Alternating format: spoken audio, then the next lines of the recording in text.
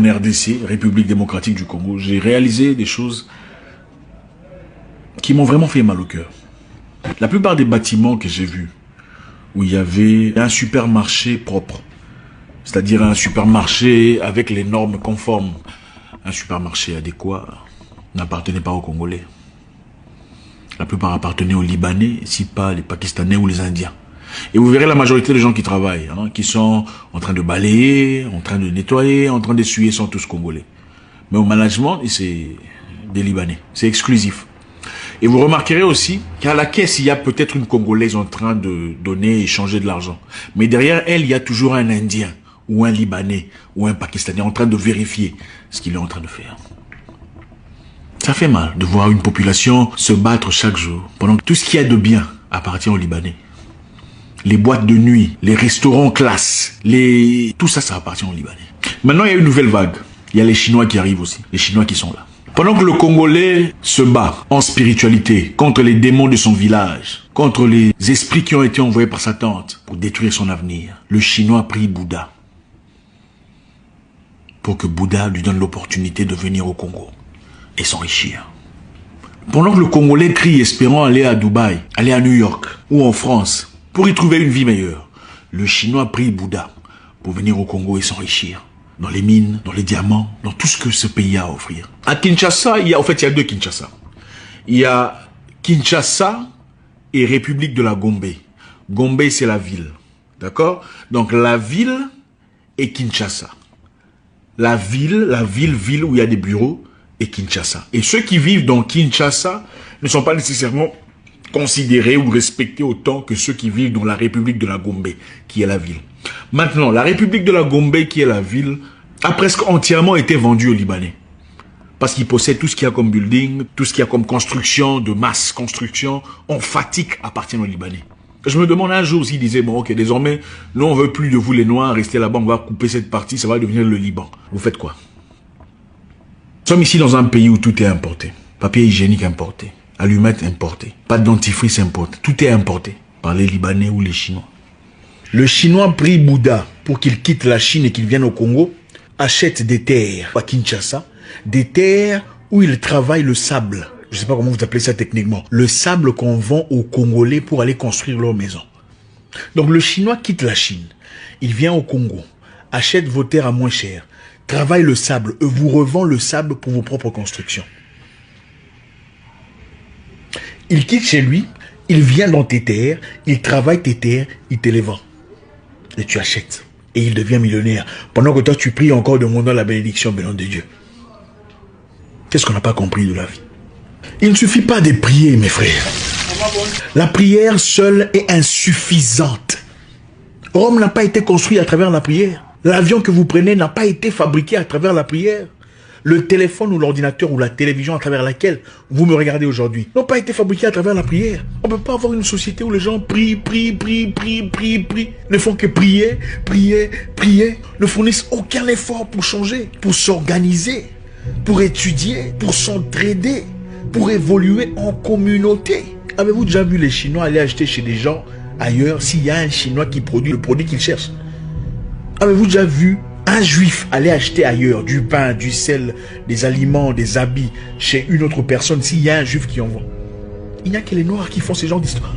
Il faut se réveiller à un moment donné. Vous avez les terres, vous avez les plantes, vous avez tout ce qui est fertile, vous avez les sables. On vous fabrique les sables pour vos propres constructions. On a déjà été bénis. Vous êtes déjà bénis. Mais vous n'êtes pas intelligent parce que vous ne vous aimez pas. C'est aussi simple que ça. Quand il n'y a pas d'amour, il y a la comparaison, la compétition en tout et pour tout. Même dans les églises, la compétition sur qui prie mieux Dieu, qui est plus béni, qui a plus d'onction, au lieu de travailler en communauté pour élever la société, pour prêcher les politiciens et leur dire droit dans les yeux que vous êtes des voleurs. Il faut arrêter de paupériser le peuple dans une condition où le peuple souffre pendant qu'un petit groupe de personnes profite et s'empare de tout ce qu'il y a. On est là, priant, espérant une bénédiction venant du ciel. Oh Seigneur, bénis-moi. Pendant 20 ans, vous priez contre les mêmes démons. Mais en attendant la méchanceté, la jalousie, la haine, personne ne vous interdit de prier. Mais la prière seule ne suffit pas. Même la Bible dit, après le 7e jour, Dieu prit un repos. Ou quelque chose de comme ça. C'est-à-dire qu'il a travaillé. Vous ne trouvez pas ça anormal? Vous avez tout ce qu'il faut, mais on fabrique tout pour vous. Tout. On fait tout pour vous comme des enfants. Ça ne vous étonne pas qu'on vit dans une société où aujourd'hui, on est obligé d'attendre à ce que l'aide vienne d'ailleurs. Dans cette situation qu'on vit, ça vous étonne? Nous sommes comme des enfants, sans identité, sans direction. Il faut attendre que machin, truc, quelque part là-bas, fabrique un truc, vous savez de quoi je parle, pour que vous soyez tous machin, comme des animaux. Bonjour,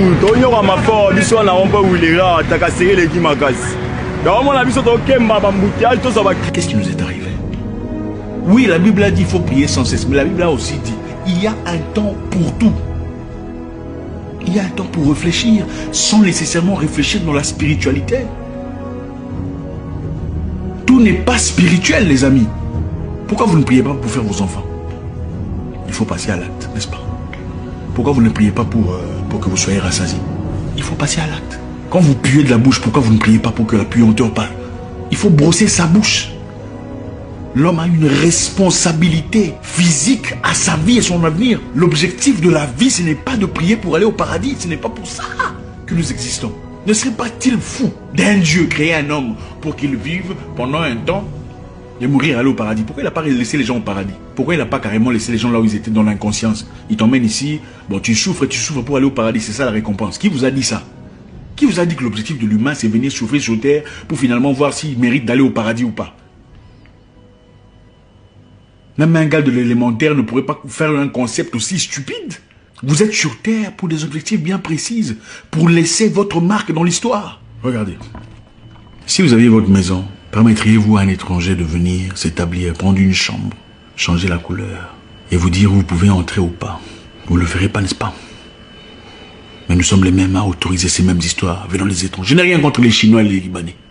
Mais j'ai tout contre cette mentalité africaine d'abandonner ou de délaisser leurs propres responsabilités entre les mains d'autres personnes. Pourquoi ne sommes-nous que consommateurs? Un Congolais ne peut pas fabriquer les shawarma ou les shawarma pour que les Congolais le soutiennent.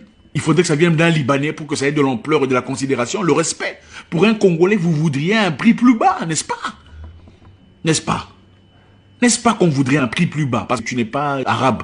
Un pays, ce n'est pas seulement avoir un gouvernement, un groupe de personnes qui se pensent intouchables, qui partent à contre-cours, à contre-vent dans les rues de Kinshasa, violant ainsi les propres lois qui ont été établies par la structure. Avoir un pays, c'est-à-dire avoir des familles qui s'aiment, avoir des clans qui se rapprochent, avoir des tribus qui s'acceptent, avoir une nation qui va vers une même direction, une direction de croissance. Le problème, ce n'est pas la bénédiction. On a déjà été bénis.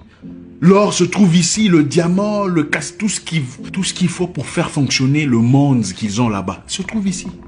Nous sommes nés au-dessus de ça. Il faut être intelligent, c'est ça le problème. L'Afrique est bénie. Personne n'est plus béni que nous. Mais ils sont clairement plus avancés que nous dans la tête. Plus avancés, plus situés, plus stables. L'égoïsme, l'amour démesuré de l'argent, la jalousie, la mauvaise foi vis-à-vis de son frère. C'est ça qui nous tue. Nous sommes prêts à soutenir les autres. Quand ils sont différents, on les soutient. On va dans leur business tous les jours, chaque jour. On donne de l'argent. Mais quand c'est un frère, quand c'est de nos proches, ça fait mal. Ah, lui, il pense qu'il est mieux que tout le monde. Ah, lui, d'ailleurs, il salue jamais les gens.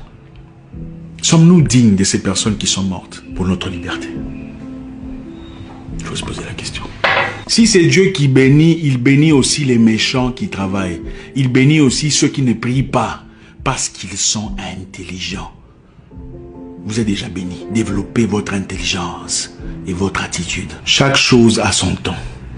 Il faut aimer, il faut apprécier, il faut développer sa communauté. Les communautés des autres sont bien. On apprécie la Scandinavie parce qu'ils sont bien organisés. On apprécie leur système social dont on va profiter et abuser. Mais on peut créer ça chez nous. Pourquoi on ne le fait pas? Et quand on nous rejette là-bas, on crie au racisme.